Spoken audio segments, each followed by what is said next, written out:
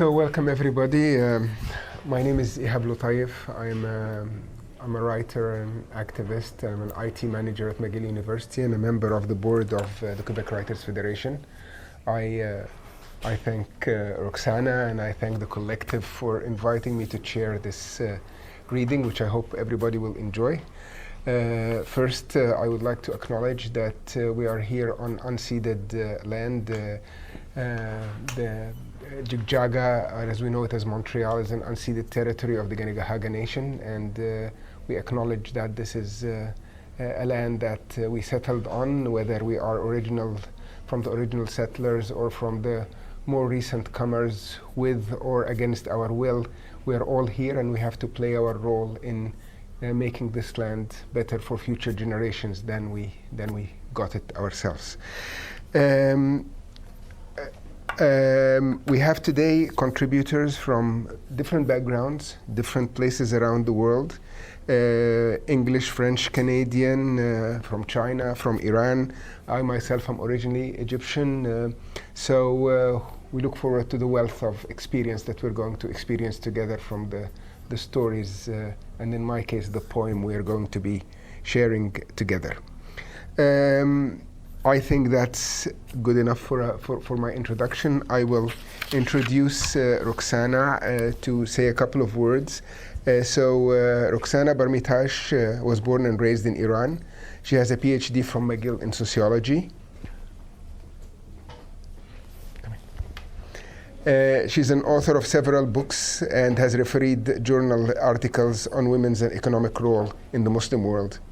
Alongside academia and policy advocacy with international organizations such as the UN and IDRC, she has produced a documentary on Afghan women. Ms. Barmitash has won many awards, including 2 from the Canada Council for the Arts in writing creative nonfiction. Roxana. Bonjour and bienvenue.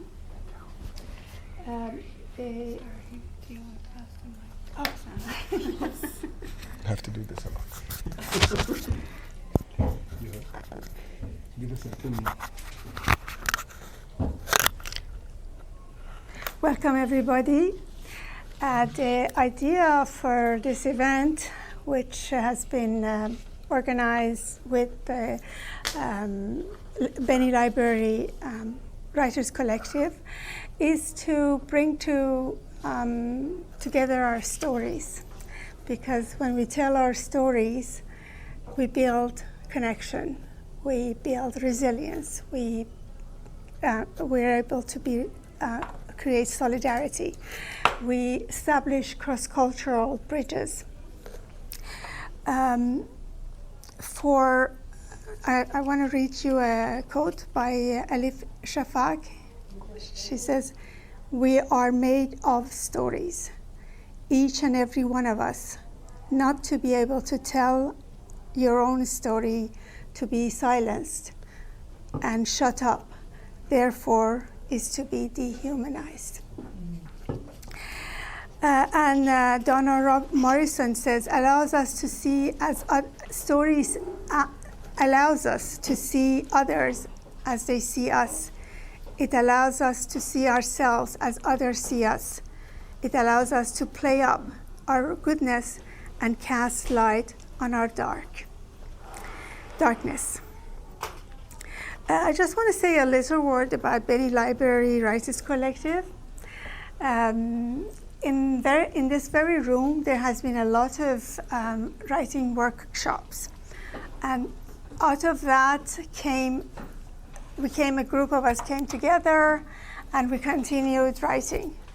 And it became a writers collective. I had asked Catherine Richardson, who I'll let Ihab introduce her. Okay.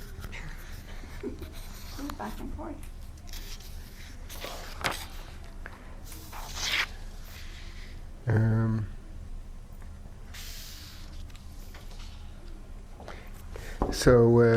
Professor Catherine Richardson Kinosikwa is an Indigenous Canadian, First Nations and Cree, Professor Richardson is a former director of the First People Studies in Concordia University School of Community and Public Affairs. She's the co-director of the Center for Oral History and Storytelling and a co-founder of the Center for Response-Based Practice. She has recently published Facing the Mountain, Indigenous Healing in the Shadow of Colonialism.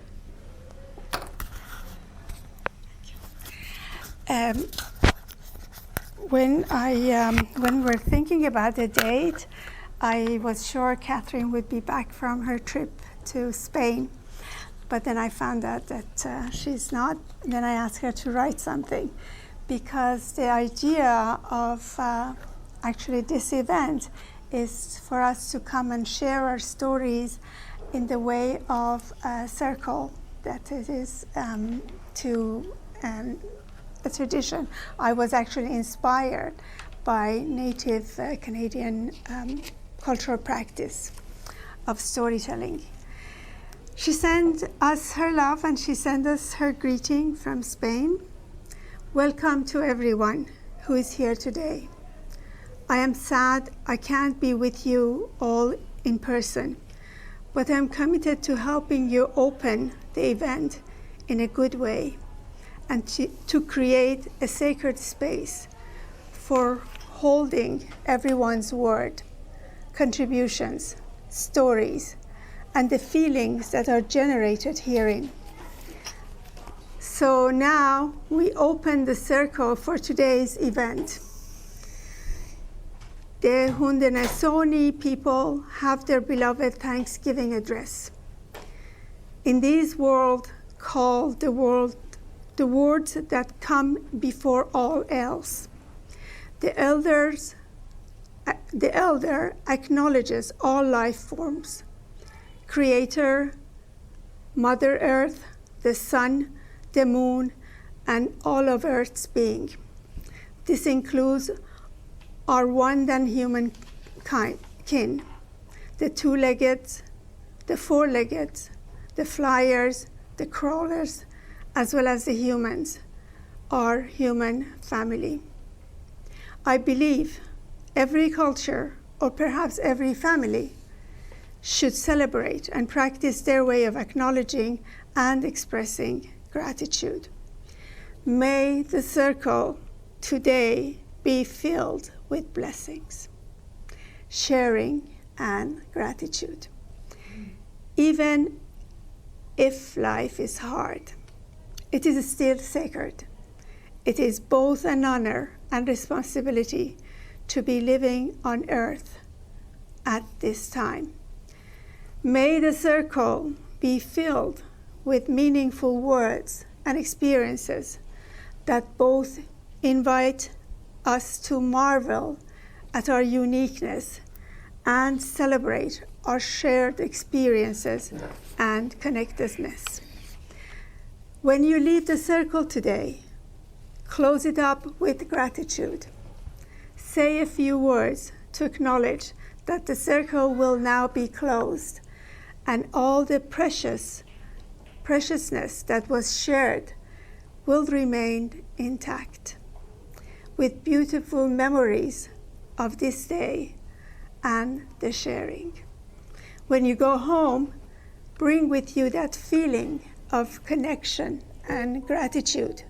Share it with your loved ones and marvel together at the courage, life, and the full range of human emotions that are possible.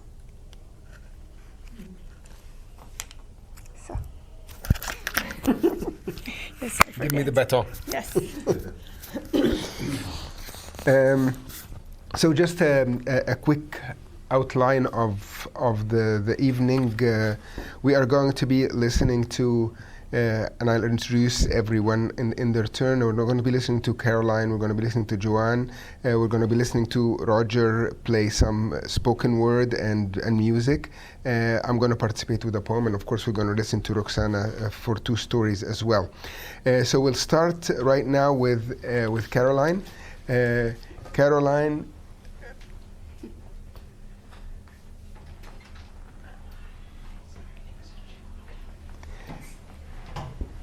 So Caroline Coté-Bergiven is a bilingual writer with particular interest in creative nonfiction, storytelling, and poetry.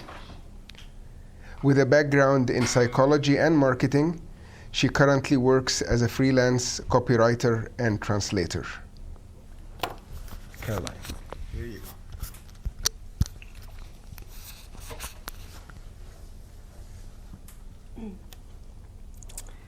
Mon histoire s'intitule « Faire face à la beauté ».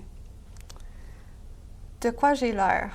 C'est la première question qui me brûle les lèvres quand je me réveille après 5 heures dans la salle d'opération.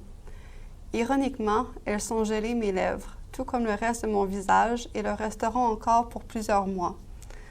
Avec inquiétude, les infirmières autour de moi dans la salle de réveil ne cessent de se chuchoter « Pourquoi elle parle pas? Pourquoi elle parle pas? » Mesdames, je viens de me faire scier, couper et visser les mâchoires. Impossible de leur dire et impossible que ça ne se voit pas. Bras dans les airs, je fais semblant d'écrire. Enfin, on m'amène papier et stylo. De quoi j'ai l'air? À ma question écrite en grosses lettres, floue à mes yeux, on répond « L'opération s'est bien passée ». Pour la première fois, je regrette de ne pas pouvoir me voir. Je suis pressée de rencontrer la nouvelle moi, celle à qui j'ai tant rêvé. Environ 1 an auparavant, c'est dans la salle de l'orthodontiste que je me tiens. « T'as quand même un beau sourire. » L'assistante qui vient de me prendre en photo pour le fameux « avant » me dit ça d'un ton qui se veut bienveillant. Une obligation professionnelle sans doute, mais son sourire en coin parle plus fort et me communique la vérité. Si je me sens laide, c'est parce que je le suis. De face, de profil, avec sourire, sans sourire, le clic, clic, flash, flash m'a peut-être ébloui et assourdi, mais je réalise à l'instant que mes photos sont-elles une mock shot et t'as quand même un beau sourire, ma sentence déclarée. Ma peine aura-t-elle une fin? L'orthodontiste arrive enfin pour donner son jugement et les termes de l'emprisonnement volontaire de mes dents dans un appareil dentaire. Ses doigts gantés encore dans ma bouche, il se prononce. 30 mois, peut-être moins si mes dents coopèrent. 1 an pour corriger leur mauvaise inclinaison, puis j'aurai un appel d'un chirurgien maxillofacial pour planifier mon opération en milieu hospitalier. Allongé sur la chaise, mon regard évade celui de l'orthodontiste en faveur de la mosaïque immense avec des centaines d'enfants souriants. Quelle chance ils ont! À leur âge, dans une salle similaire, je me fais dire les mots que l'orthodontiste me dit maintenant. Tu as besoin d'une reconstruction faciale. C'est ainsi qu'à 32 ans, je me rends enfin. Métaphoriquement, les mains en l'air telle une prière, armée de mon portefeuille que je m'apprête à jeter à mes pieds. Je n'aurai plus besoin de m'évader, d'essayer de me cacher. Je veux faire face à la beauté. Assise dans le lit d'hôpital, entourée de mes êtres chers qui me regardent de manière mi-effrayée, mi-désolée, je ne peux m'empêcher de rire intérieurement. Je suis bien, je suis heureuse. Le moment tant attendu est là.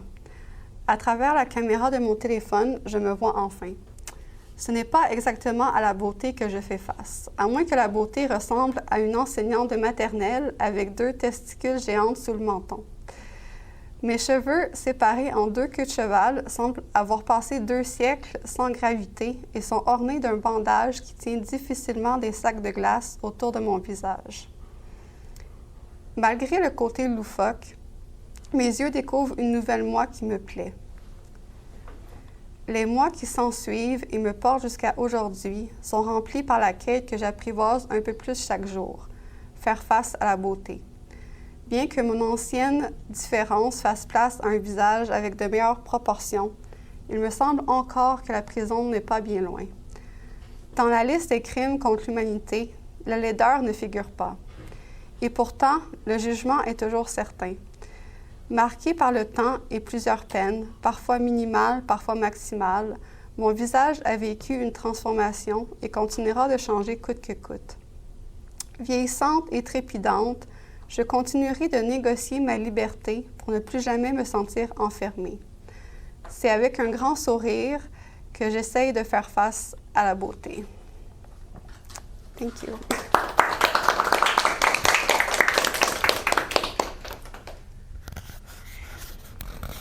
Um, Next, we have a collaboration in reading. So Caroline and John will be reading a story written by Feng Li. So let me introduce Joanne and Feng, and then we can give them the mic to share. I don't know how we'll do that with this mic, but we'll manage something. I don't know. It's your issue. I don't know. So John Butterworth works as a leadership educator at McGill and has been involved in theater and improvisation as a performer, teacher, and writer. She was active in the Montreal underground theater scene for many years and taught improvisation at Dawson's professional theater program. She led improvisation workshops for actors and non-actors in NDG and in the Montreal community. She joined the Benny Library creative writing workshops led by Larissa Andreessen before the pandemic. This has happily resulted in being a part of today's Benny Library Creative Writing Collective. And the writer of this coming story, Ms. Feng Li, has completed a bachelor degree in her native country, China, before pursuing her further education in France. She is currently working as a businesswoman in exporting Chinese high-end products to Europe and North America. She's a digital nomad, working online while she travels to different parts of the world. So over to Caroline and John with 2 mics.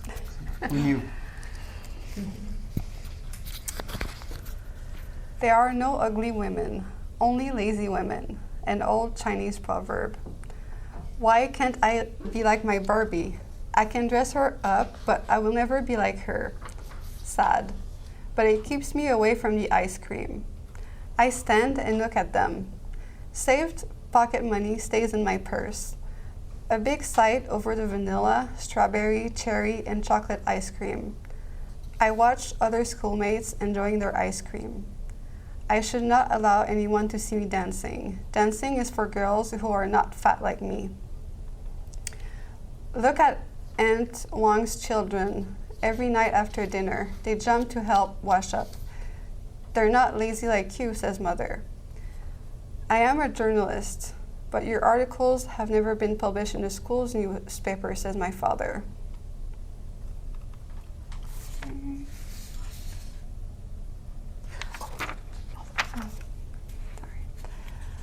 Mom, I'm back, I shouted.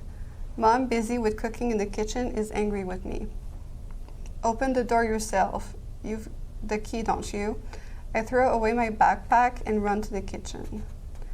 Mom, you see I got 98 for my math exam. Almost full sore. I say, holding my head up, waiting for a hug. She replies with a flat tone. That's not bad.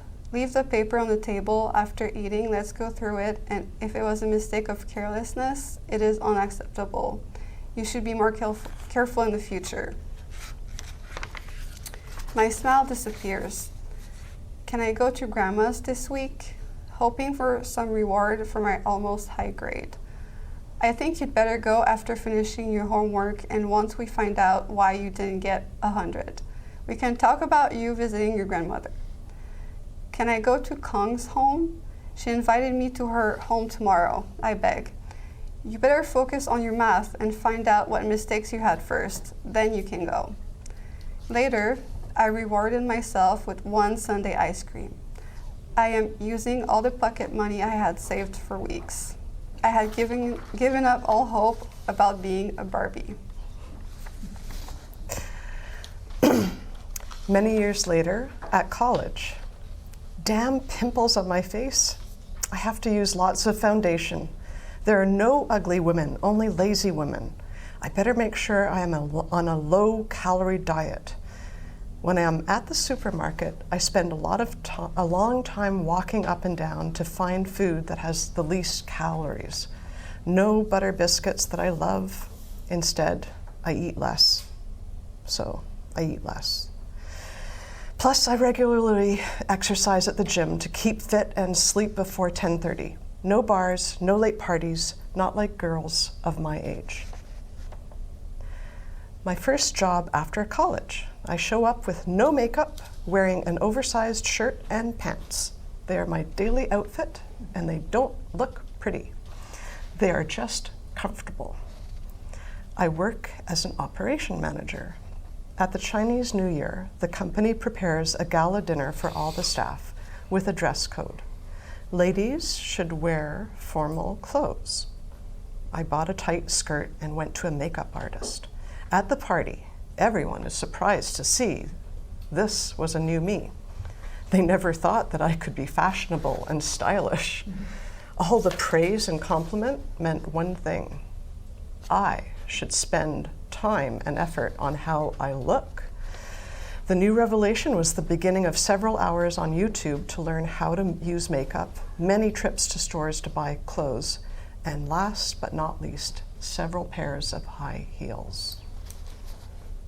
Today, as I write the story, I have taken time traveling, looking at the life differently, and I realize that the joy in other people's compliments is temporary. As I travel, jeans, flat shoes, and no makeup is the order of the day.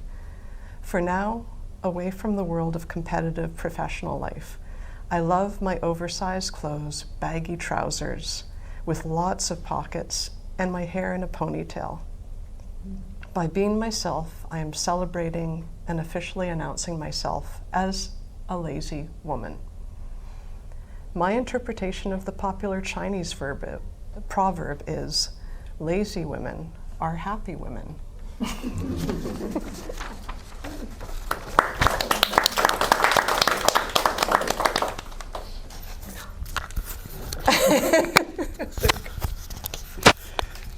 Thank you. So now it's Roxana's going to read to us her story, My Father's Black Belt. So I can keep.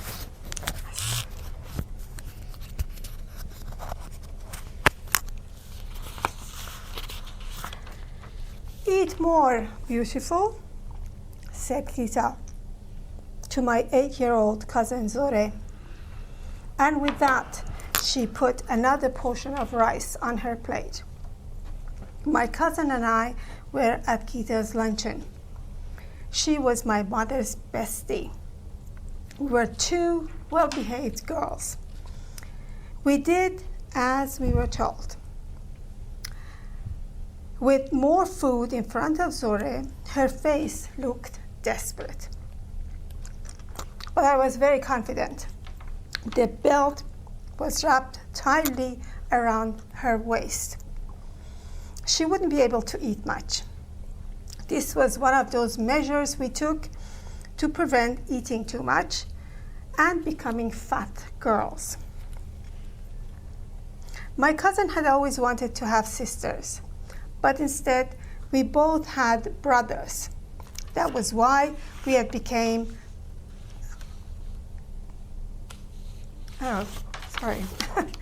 sworn sisters until death sets us apart. I was the older sister, the one who always came up with ideas for weight management.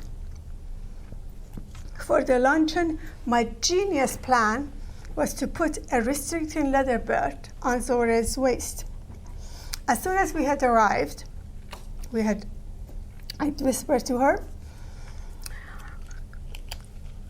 I borrowed my father's belt. We ran upstairs. We held our breath. She rolled up her top. I put the belt around her and tightened it by pushing one leg against the table and take your breath, inhale, tuck your belly in, click. I clinched the belt to the last hold. Her breathing became a little heavy as we prepared to return. You will see, you won't be able to eat very much, I reassured her, trying to be supportive as I saw the expression of discomfort on her face. I've done it to myself, not knowing that I can actually make it tighter on her than I can do it on myself. Weight gain techniques were varied. They range according to the circumstances. Some involve taking lots of laxative after dinner, others chewing gums or skipping dinner, I had no doubt that my expertise would work, since I was older and more experienced. Zohre needed help. My stepbrother, who my mother always referred to as the source of fashion and beauty, had repeatedly told me that I should quit ballet because of my rice-eating body. You will never be a dancer with that kind of rice-eating, consuming body. My older brothers warned me when he caught me practicing ballet in front of the mirror. Oh, how I hated my body, and eventually gave up ballet, knowing he was right. My body was not the type to dance in Soham Lake. As for Zohre, she never envisioned herself as a ballet dancer. Yet we both knew, we were convinced that we were obese. I was the watchdog food for both of us. You girls, you are not eating enough. This is the age you grow, and you mustn't deprive yourself of food, Gita warned as she piled more rice with gourmet meat sauce on our plate. I had no idea how she knew we were on diet.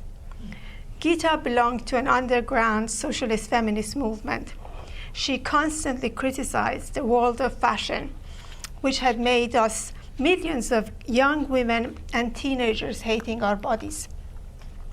At a school, when Twiggy, I'm giving out my age, when Twiggy, a young British model, became the ideal and perfect symbol of womanly beauty, all of us became unfashionable almost overnight. Twiggy, for the younger generation, Twiggy, a 1960s fashion icon, according to the Encyclopedia Britannica, was a woman with a short boyish boob with big darkly lined eyes and false eyelashes. Twiggy's adolescent physique was ideal for rising hemolines and unisex patterns that were there in vogue. She was 5 foot, weighed 90 pounds. During the luncheon, different delicious food was served as part of the Iranian culture. We were obliged not to refuse. We had to continue eating. We were eating more, and my stepbrother's words, "You have a rice-eating body," reverberated in my head. Then I said to myself, if I become fat, I will never be able to be a good dancer or anything to do with my body. Zohre and I exchanged eye contact, and we knew we had to come up with a plan. The belt must be now very tight. We excused ourselves, went to go to the bathroom. As soon as we were alone, Zohre rolled up her top again, and I tried to unbuckle. But in order to unbuckle, I had to pull a little bit more, and that wasn't happening. We tried and tried, but no. Zohre's blushing face was turning pale. My mother decided to leave early. Gita, who knew that something must be going on, kept Zohre. I left worried about what was going to happen to my poor sister. None of us was going to divulge the leather belt and how it ended up so tight around Zohre's waist. And that remained a mystery. The whole episode remained shrouded in the mist of time.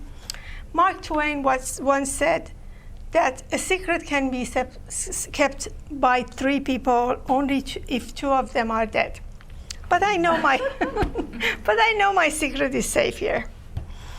A few weeks later, of the ill-fated luncheon, I found out that Gita's husband had to intervene and cut the belt with a pair of scissors. Each time the incident was mentioned, I adamantly denied any knowledge of it. And in sisterhood, my cousin didn't give all the details either. Years passed, and now I'm settled in Canada.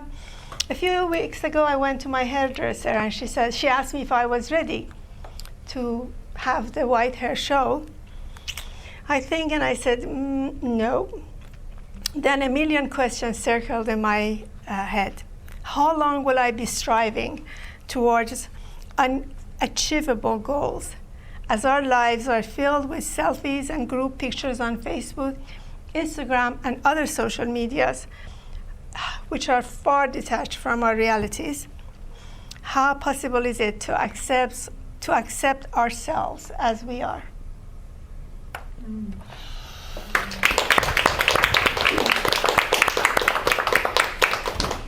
Thank you, Roxana. So let me share something I have written with you. Actually, I did try a couple of times to write short stories, but I mostly write poetry, and I decided to share a poem in this gathering today. And I didn't choose the poem, it actually chose me, because I was approached by a friend of mine from Toronto that was doing some sort of anthology around the themes that Rumi used to write about, and she told me, Ihab, I want to have like a Canadian Arab voice in that collection. And I said, but I don't think I have something that can fit in that kind of anthology. And then so I opened my papers and stuff, and I looked back, and I found that I have something that might work. I'll leave it up to her. So I did send it to her, and she said, this is great. I'll publish it in both Arabic and English in the anthology. So I'm going to share it with you in both English, which is not the original. English is just a translation of the poem. And then I'll read you the Arabic just to get a sense of the phonetic sound of the Arabic poem. So here it is. It's called I Made You.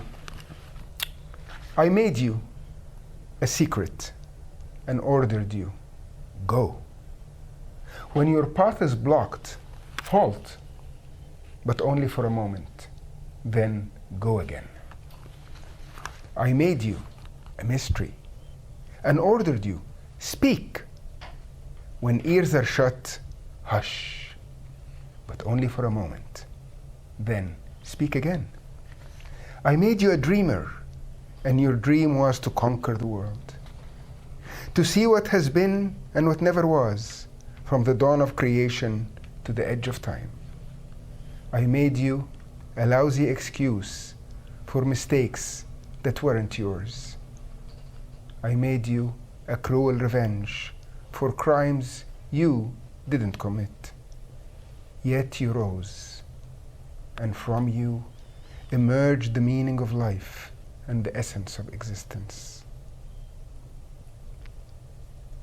Aeons pass by, you wither, you die, and I create another, a new secret, a new mystery, a new dream, and order it.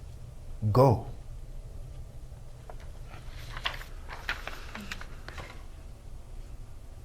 In Arabic.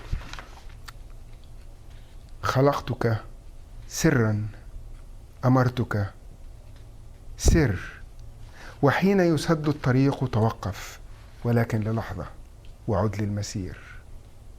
خلقتك لغزا أمرتك قل وحين تسد المسامع اصمت ولكن للحظة وعد للكلام. خلقتك حلما وحلمك أن تستحل المكان ترى ما يكون وما لم يكن من بدء الوجود لطرف الزمان. خلقتك عذرا قبيحا لذنب لم تقترفه.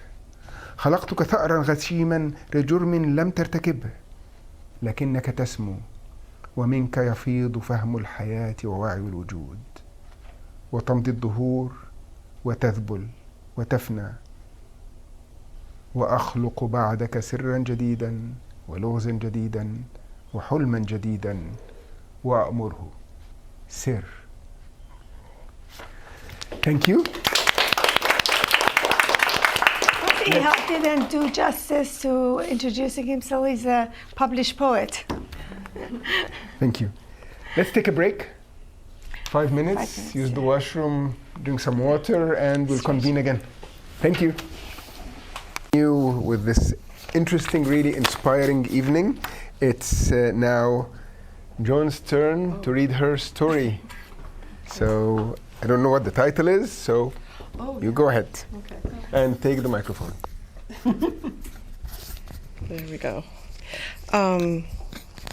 Thank you. So this started with a writing group one morning with Kathleen and another friend, and we had a writing prompt around our, somehow or other it ended up being like about a piece of clothing that we loved as a kid. And so this is the start of mine. It's called My Yellow Happy Bikini. Yellow bikini bottoms, canary yellow with a rainbow colored belt going through little belt loops. This was my new bathing suit bottom. I had my first new bikini and I was happy as a lark. My mother had decided just to splurge and buy me a new bathing suit in Kennebunkport for our vacation by the sea. The top was rainbow colored and had the same canary yellow as the bottoms in it, as well as these clever frills across it. My child's body, my tan, my long, silky, stringy hair, I was a movie star in that bikini. The warm sand and the sun, the sound of the seagulls and the waves crashing and rolling in, my brown feet running into the cold Atlantic Ocean. I was a magnificent creature in a perfect world of 7 or 8 years old. We were staying at the Atlantic House in Maine that year thanks to my grandmother's help. It was a grand old big hotel with vast lawns, a proper dining room, and a community cottage on the grounds for rainy days and special events. I had won $100 at bingo in that community cottage one evening and was deemed lucky by my family, especially my mother, from that point forward. There were also several lovely rambling cottages on the grounds of this place called the Atlantic House for those families who wanted a more rustic setting. We had one of those cottages for a magical week or two, and I could dream up adventures involving pirates and buried treasures, mermaids and riding dolphins as I fell asleep to the sound of the waves crashing on the shores. However, this cottage meant my mother, unlike the other mothers who stayed at the hotel, would be cooking, cleaning, and buying all the groceries for most of our summer vacation for the 5 of us. Maine was a 6 to 8 hour drive from our farm in the eastern townships when I was a child in the 1970s, depending on how many stops we had to make along the way in our station wagon. If my sister, brother, and I were good and didn't whine or fight, it was a shorter drive. Our family were the struggling poor country cousins, as my father had opted to buy an apple farm a few years ago and had left behind city life along with the upper middle class privileges of networks and money-making opportunities. My father's brother and sister were still living in Montreal in Westmount. They would dash out to their country homes, which were close by to ours. Our one home, our apple farm. That was where we were finding out each year if we had a good crop or not. The summer vacation meant a little escape from our precarious apple crop. On the beaches each day there would be a picnic with blankets, umbrellas, beach chairs, and beach balls strewn up and down the white sands. Some families had more elaborate setups with tents and big colorful coolers, deluxe chairs, and even beach tennis sets. The smell of coconut suntan oil would waft along on the sea breeze. There were sunburns and zinc-covered noses to deep tans everywhere.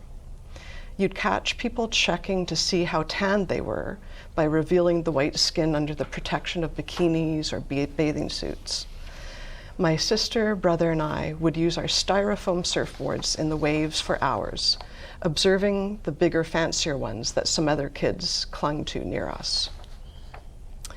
In my best and first bikini suit ever, I was ready to play at the beach. The constant salty sea breeze flew over my body, through my hair. The day was one of those hot summer days with the sun beating down, great fluffy clouds, squawking cries of seagulls, and hot white sand. A group of girls around my age somehow drew together as the afternoon stretched out before us. It was decided to play and have our very own fashion show. Around a dozen girls, some who were already friends and had come from well-off neighborhoods in the Boston area, collected a spot on the warm sands and decided on a runway that went from the dune and the dune grasses toward the cold Atlantic Ocean. Even though I knew no one, I was the lone Canadian from Quebec. I was invited into the game. Maybe my bikini was that impressive. Some of the girls were the ones in charge and got our parameters organized to some degree. We had to sit on either side of the runway until it was our turn to go. And we had to cheer whoever was walking along as they did their best fashion show modeling. And then, oh yes, there would be judging. We were all figured out with some kind of order. One of us at a time would walk down through the hot, deep sand between the two rows of girls who were all part of this fabulous show. There were 2 or 3 girls, the judges, who would call out a score like, "Wow," or "Good," or "You walk too slow." Each girl who went, I was near the end, did okay, and I had to take a note of what was missing from the promenades. When my turn came, I rose up with my "Hello, Dolly" towel tied around my neck and gave it my best clowning act to make this an even better game. I walked with a loosey-goosey sashaying, head nodding back and forth in time with my hips down the center with great assurance that they would exclaim over my performance. "Could you not be so bouncy?" one of the judges said. "Yeah," agreed a judge in a pink bikini with bright daisies. "Don't move your head so much." "Less silly next time," someone else piped in.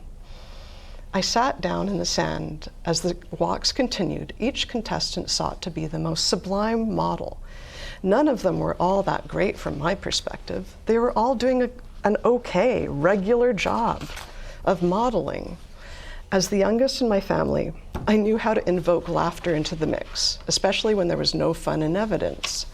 When it was my turn again, I tried my same kind of a performance with some added hair flips and grins to the audience and the sky. My score came back again with a critique of being too silly.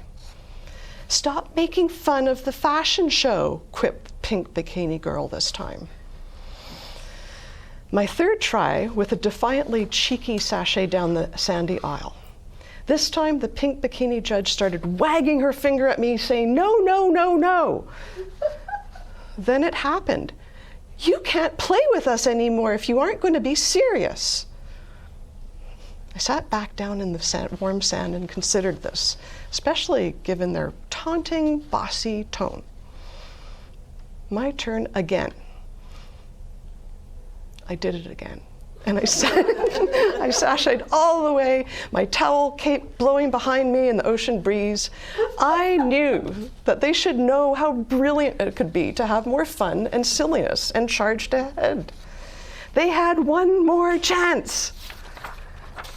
"You have to leave, you can't play anymore." The judge in the pink bikini half shouted at me, the others stared at me. Slowly, I obediently rose to walk away. "Who do you think you are? You have no idea how to have fun. I know how to have fun, and you just missed out on having a way funner time." I wanted to shout all of this at the girls. I wanted them to laugh and have fun and make this fun and turn the competition for top model into something much better. I knew bringing fun could be like a little rescue mission. I accepted this defeat, but was still quite impressed by how much fun it had been to clown around. Very impressed by my hamming abilities, even if no one else was.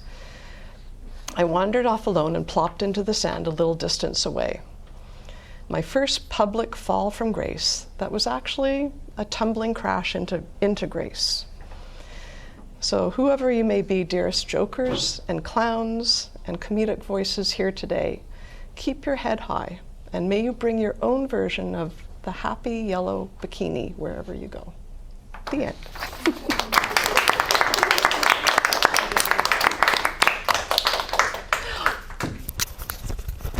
Any time.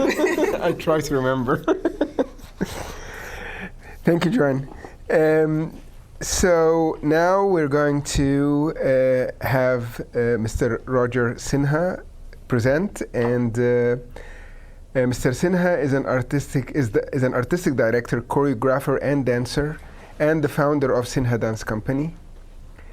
He's the winner of the 2018 Charles Biddle Award, National and International Scene, and the 2016 Cultural Diversity Prize in Dance, Prix de la Danse de Montréal. His works have been displayed in films, TV, and on stage, many of which have been presented internationally. His personal experience, born to American and Indian parents, has become an inspiration for his choreography and spoken word performances. Roger. Cheers. Cheers. Not American, Armenian. Armenian, okay. Yeah. Okay. Oh, yes. Armenian and Indian. Okay. An important aspect of what I'm going to recite to you today is my first spoken word piece I wrote in 2010. And it's a story of when I came to Canada with my family over half a century ago. But the story doesn't begin with me. It begins with my roots, my dad's roots. My dad wore a black suit, nicely ironed. A working stiff, he was much admired. Thick black glasses, he was one of the masses. Black tie, knotted high, black shoes, sneakers, he refused. No Gucci look, he was as square as a book. We left that country in '68. We were tired of the betrayal, tired of all the hate. Family of 5, my dad wanted us to move to a place where we would thrive. Sure, that place we left was a bigger city, but the walls were closing in and there was no pity. London, England, where friend became foe, blood on the streets, so it was time to go. 'Cause if white was not your hue, pain and suffering will be your due. We were the targets. Our shops burnt down, our punishment for being brown. They roamed in groups, ready to attack. Keep your head down and run if you're black. They wanted us outside their line of vision, haters and baiters, the culture collision. They wanted us outside their line of vision, those haters, those baiters, the culture collision. So on a boat and off we went. If patience was money, well then all was spent. In our baggage, no lucky charms. We were not welcome with open arms, but with closed fists aimed in our direction. You see, inclusion was not their intention. Yeah, back in London, there were many like me, so I was not a minority. But in that school in Saskatchewan, a person of color, I was the only one. I was this goblin, this fucking disease. Touched me and recoil as if I had fleas. They laughed at me. They thought I was strange, just chasing the mirror, begging for change. But staring back was still this packy, thinking what would make me happy. Day to day to takatimi takatimi takate to day to takatim did day. Day to day to takatimi takatimi takate to day to takatim did day takatim did day.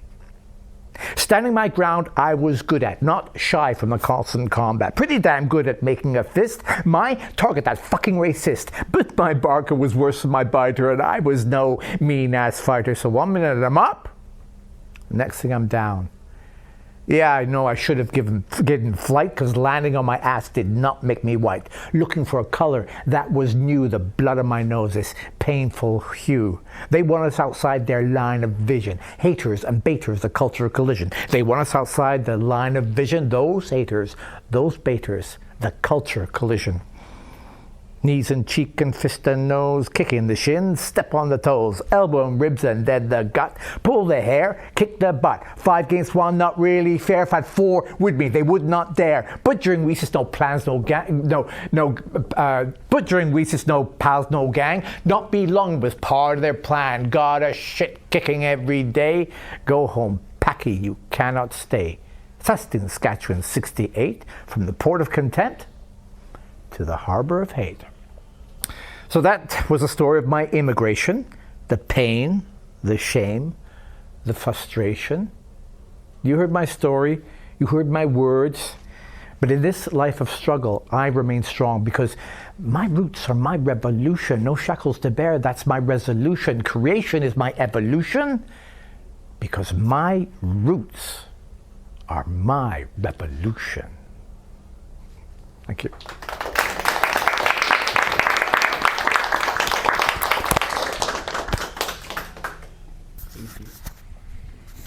Thank you very much. That was great. Sure. Thank you. Ms. Samin Babazada graduated from Tehran University on the history of art. Her graduate degree is in regional studies. Babazada is a highly trained Persian script calligrapher and painter. She writes creative nonfiction and is interested in children and folk stories. She is currently working for an NGO whose mandate supports schooling in economically deprived parts of Iran. And Roxana is going to read a story by Samin Babazada. Thank you, Roger. Thank you, Ihab. Ihab didn't mention his book. He has a wonderful book of poetry, To Love a Palestinian Woman. I highly recommend it. Sami, I'm reading Samin's part, but I am the translator. I actually asked her to write this for this session, which was originally, the theme was body image. So she wrote this piece and I translated it, and I'm about to read it for you. It's called Cinderella Shoes. He entered the class. It was an English school language. He wore a haute couture dark navy suit with matching shining leather shoes. His eau de toilette, a combination of vanilla, cinnamon wood, filled my nostril. His hair, neatly arranged in the style of Prince Charming and Cinderella and Snow White. His gaze cut through me. He not only looked like a gentleman, he behaved like one. His gentleness and grace in the way he held himself took me to the world of fairy tales. When the princess kisses brings the dead young woman into life, he looked at me for a moment. My soul left my body. Oh my God, so handsome. What a nice voice. What style. After hanging his coat behind the chair, he turned to me with a soft smile, asking my name and welcoming me as a guest to the class. There I was, not even wearing a lip gloss or a nice scarf. I was in jeans and wore a black coat below the knee. I was tired and thought of having an evening class at the university at the end of the day. It was exhausting. Yet at that moment, I cursed myself for not wearing at least a lipstick, something other than a black, ugly scarf. I was not supposed to be in this class anyway. We had seen each other. I had ended up auditing because I was accompanying my school classmate, Mariam. We had not seen each other for years, and she had asked me to join. This way we could spend more time together. In retrospect, it was a bad idea. I wish we had ended our meeting without me having to join her for English class. As soon as I laid my eyes on him, the rush of dopamine released in my body. As he kept asking questions from the class, he kept looking at me. I came up with all the answers he posed to the class before he had finished a question. Oh my God, he smiles, he likes me. Then he asked personal questions right in front of the class. How old are you? 27. What's your major? Mastering art history. Which university do you study at? Tehran University. I was no longer tired. I was ready to dance until morning. Fast forward 2 months later, will you be mine? He asked on a night out when we were about to leave the restaurant, and he asked at the elevator. He stood 2 steps below me and took my left hand in his.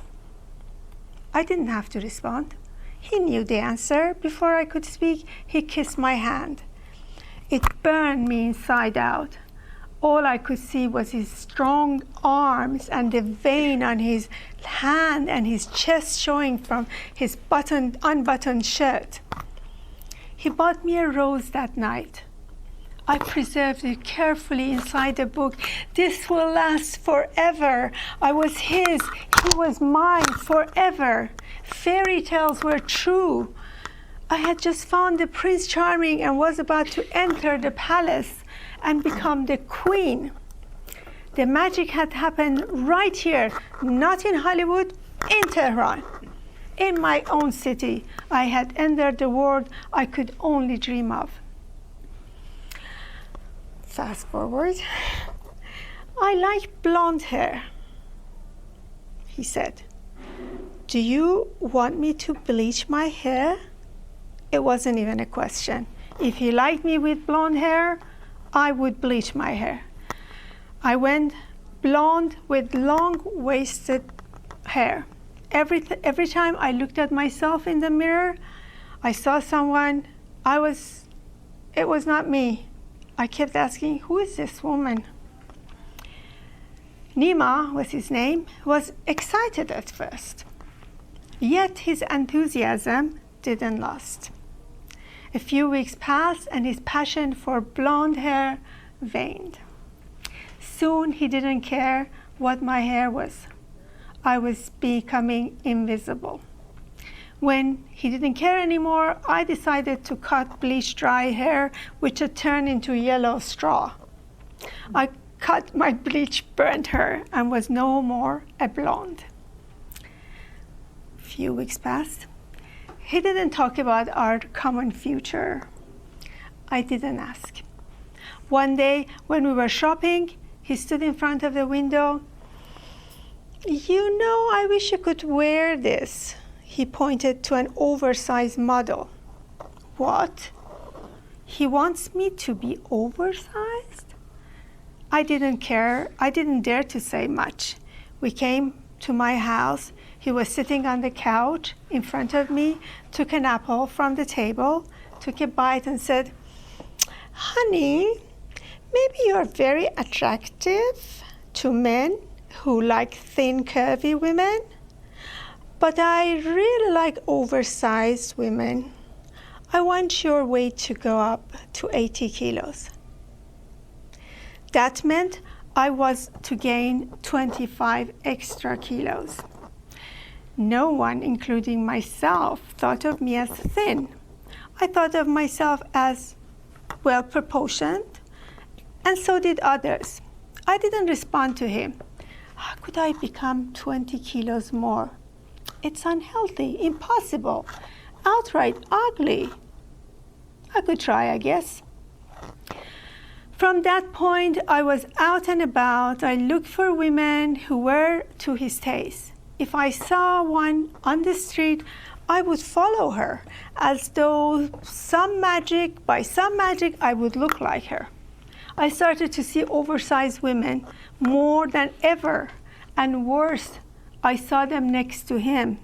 I saw him with one of them and not me. Several weeks later, we parted, or rather, he left me. I then realized I was never going to be his ideal woman, his choice, his favorite. Like the rose he gave me, I was only good for a day or two. We separated. I became a Cinderella whose other shoes didn't fit. I now understand that the fairy godmother singing Bitti Bippity Boo, who turned a pumpkin to a royal carriage and made Cinderella's torn dress into a royal puffy gown is indeed temporary. And with the sound of ding dong at 12 o'clock after midnight, she returned to her life as it was.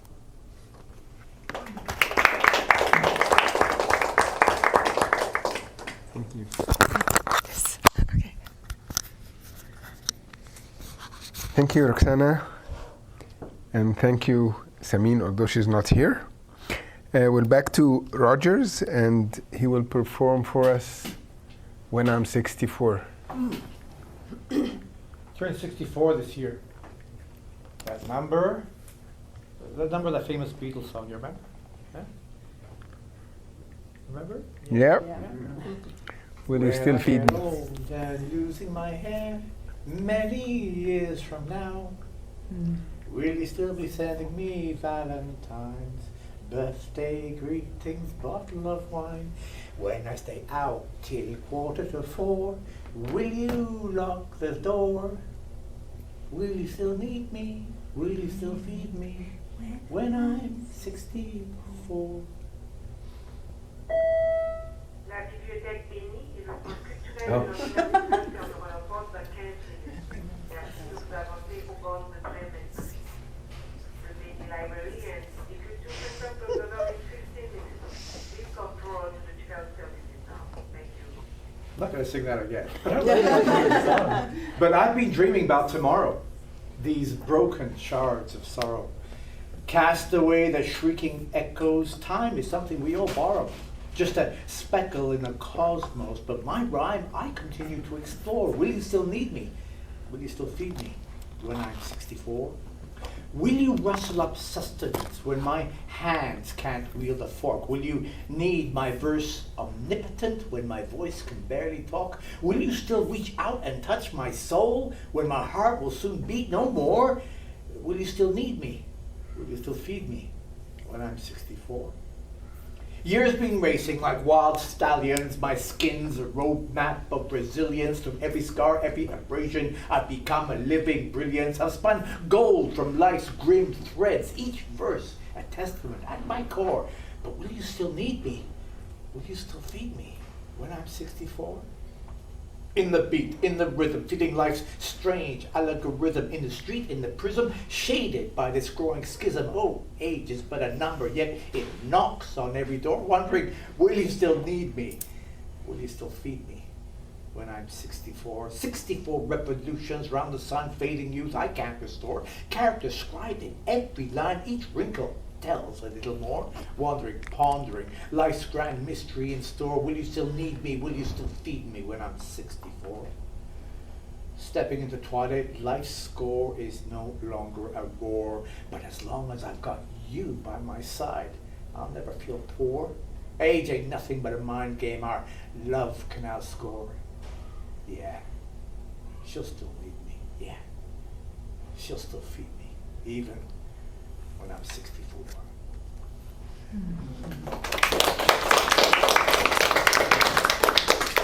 And I forgot to give you this. You have to do it again.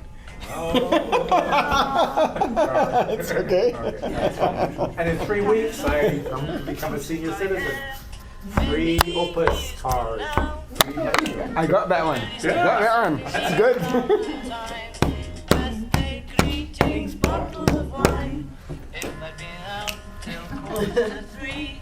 Would you lock the door? Will you still need me? Will you still feed me when I'm 64? So the session is officially ended, but you're welcome to do a little dance. For 12 minutes. Thank you so much for coming. Thank you to everyone who came. Thank you. Thank you. You